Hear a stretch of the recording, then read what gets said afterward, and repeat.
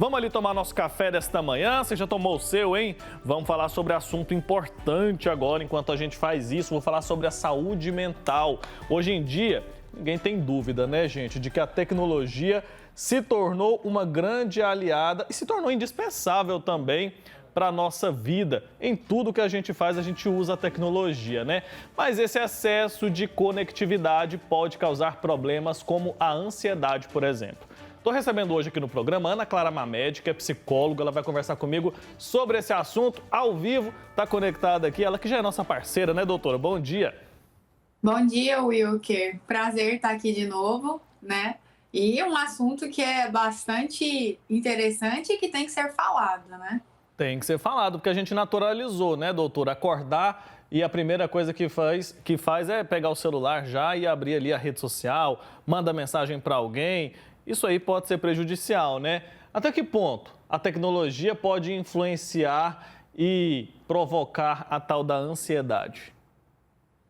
Então, hoje nós já temos estudos que colocam o vício, né, a dependência na tecnologia, nas telas, né, comparando aí até mesmo com a dependência nas drogas. Isso aí já é algo que vem acontecendo e que agora está ganhando cada vez mais espaço, cada vez mais visibilidade, porque as pessoas estão percebendo os efeitos ruins na vida dos filhos, né? E isso tem começado até mesmo cada vez mais cedo, a exposição de telas. Então, a tecnologia hoje, né, principalmente aí celular, né, rede social, acaba deixando a gente muito ligado àquela necessidade de saber o que está acontecendo, o que estão olhando, por exemplo, da minha vida ou olhando a vida dos outros. Então, sempre tem uma necessidade de ter muita informação. E aí a gente vê aí gente que não consegue nem ver que tem uma notificação ali em haver, né, para abrir, que já tem que pegar e olhar. Então, isso vem sendo cada vez mais, ultimamente, colocado aí, né, como algo, uma pauta importante de se falar, porque realmente está se tornando algo muito sério. Muito sério. E se já é considerado uma dependência, já existe também um tratamento, assim como acontece no caso de drogas, de produtos químicos ali, como cigarro e outras drogas, por exemplo? Sim, os estudos, né, já vêm colaborando para que tenham pontos de apoio, né, programas. A própria terapia cognitivo-comportamental, ela tem ferramentas para tratar sobre os vícios, né? Então, na terapia, em grupos de apoio, nós já temos sim formas de tratamento para esse tipo de dependência. Ficar sem usar a tecnologia é praticamente impossível hoje em dia, né, doutor? Ainda mais quem está ali no trabalho, usa para trabalhar, usa também no lazer. E a gente percebe o que você mencionou agora há pouco, que o uso desses recursos, o uso do celular, do tablet, do computador, tem começado muito cedo. Hoje em dia é engraçado, né? A criancinha de 4 aninhos já pega o celular e consegue usar o celular. Tem uma idade certa para começar a utilizar esse tipo de aparelho? Então, idade certa é uma coisa muito complicada de se falar, né? Porque por mais que a gente tente, por exemplo, os pais dentro de casa, falar assim, ó, até 7, 8 anos o meu filho não vai ser exposto à tela. Porém, o filho, ele não fica numa bolha. E as outras pessoas, muitas vezes, não têm, né, esse pensamento. Isso ainda é um motivo de discórdia muito grande entre determinados grupos, né? Porque nós temos pais que são muito além do extremo, né? Assim, de falar que até tal idade meu filho não vai olhar para nada. E aí nós temos o outro polo, que é quem não liga muito, quem não vê muito sentido, quem normalmente fala assim, meu filho só sossega se eu entregar uma tela para ele. Então, assim, nós temos essa divergência, né? Esse desencontro. E normalmente os pais que tentam colocar esse certo limite, a maior dificuldade é E quando meu filho sai da minha casa? E quando meu filho chega na escola? E quando meu filho chega na casa dos avós ou da família ou dos amiguinhos? Como é que é isso? Então, falar de uma idade em específico não é algo que a gente possa falar assim, que é palpável. O ideal é segurar, né, o máximo. Mas ali nos primeiros anos, essa fase é a fase onde a criança precisa se desenvolver cognitivamente, fisiologicamente, na parte da motricidade. Então, o quanto mais se evitar, né, e que ela estiver ali mais no controle dos pais, é melhor, né? Porque acaba que a gente coloca a criança mais disponível e mais aberta ao mundo real, né? Que é o que precisa ser feito, do que o mundo virtual. Porque quanto mais a gente entregar a tela, mais ele vai querer a tela. Ele não vai querer ficar fazendo atividades ali, porque a tela é muito mais interessante. Tudo que está ali foi feito justamente para prender a atenção daquela criança, né?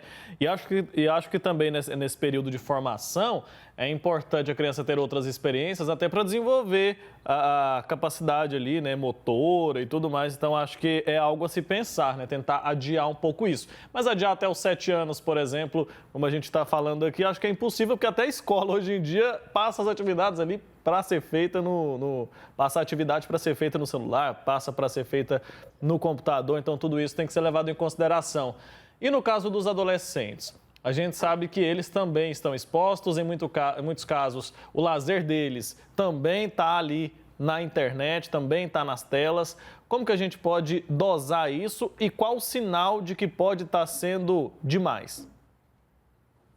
Então, o que a gente vem observando, né? Que a exposição de telas em excesso vem causando até mesmo um emburrecimento, né?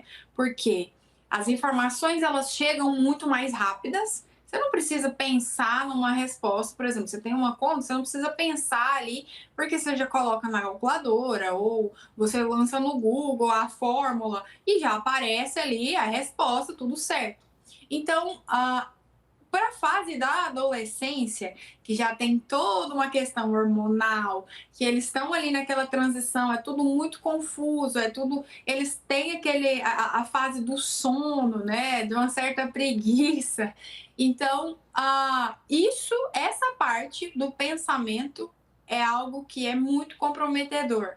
Outra questão, quando o adolescente está em período de transição aí, né, as mudanças físicas, né, até mesmo as internas, a internet, ela é, como se diz, né, ela é terra de ninguém. Então você fala, você é quem você quer, você fala o que você quer, para quem você quer. E se você não quer ouvir de volta, você bloqueia a pessoa, você silencia e vida que segue, né?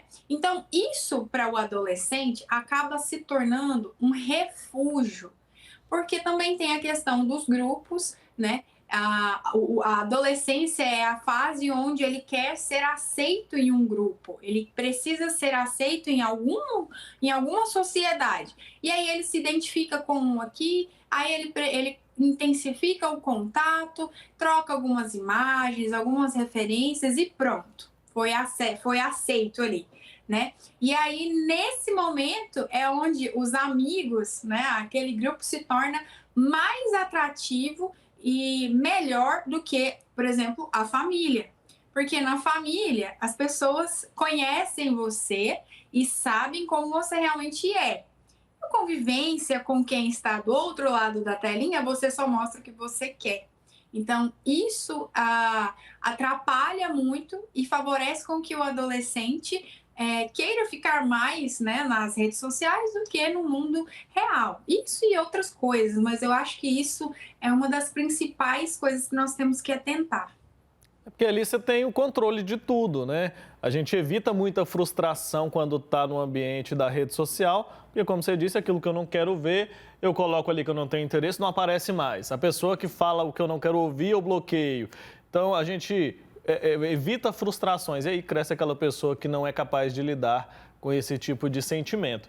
Agora, se eu te perguntar o que é essa hiperconectividade Então, a gente pode dizer que é o excesso. E esse excesso vai depender de cada pessoa. Então, não tem uma fórmula mágica, não tem uma regrinha que todo mundo pode seguir, não. Sobre o limite, né, dessa conectividade. Então, cada organismo, né, cada cognitivo, né, funciona de uma forma. Às vezes, o que para mim está ainda dentro do meu controle, para você já passou do seu controle.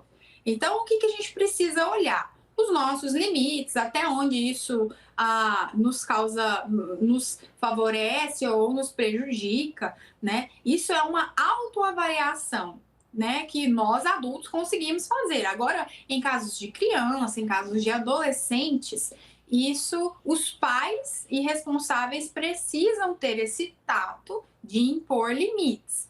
Mas não é fácil, nem para as crianças e adolescentes e nem para nós adultos, porque quantas vezes nós queremos ficar sentados no sofá só rolando o feed ali, sem ter muito o que fazer, né? Ou até mesmo na procrastinação, fugindo de alguma atividade. Isso é muito comum, porque as telas têm muito. Hoje nós temos diversos conteúdos, né, que nos cativam, que nos atraem, e quando a gente vê, nós já perdemos muito tempo ali. Então, eu acredito que é uma autoavaliação daquilo, e de forma sincera, né, daquilo que prejudica e daquilo que não prejudica. Com certeza. E aquilo ali é feito para aprender a gente mesmo, né, doutora? Agora, é verdade que a gente ficar vendo a vida das pessoas muito felizes ali na rede social pode causar ansiedade em mim? Com certeza. Porque as redes sociais, elas são recortes, né, da vida. Você raramente vai encontrar uma pessoa postando problemas, postando dificuldades, né? Não é isso que é o intuito da rede social, né? E aí a gente acaba se prendendo em olhar aquilo e falar, poxa, a minha vida não tá assim. Nossa, quando é que vai chegar a minha vez? Nossa, por que eu não estou vivendo isso? Aí surgem as comparações. Isso é motivo de terapia e não é de agora. Acho que desde quando começou essa história de rede social, isso chega muito aos consultórios, né? E as pessoas acabam olhando aqueles recortes, se baseando, esquecendo da sua realidade, né? Querendo atingir a vida do outro, mas ela também não entende, ela nem imagina como que aquela pessoa chegou naquele lugar, como que ela teve que se esforçar, quais foram os obstáculos. Não, ela só vê o bem bom ali, né? E também não vê por trás se realmente é aquela felicidade toda, se realmente é aquilo ali tudo, né? Porque olhar o recorte de uma história é muito fácil, né? Mas a gente realmente saber o que está acontecendo, aí já é outra história. Mas a gente sim causa muito gatilho na gente. Se não tomarmos cuidado, isso pode ser prejudicial e pode nos causar ansiedade, sim.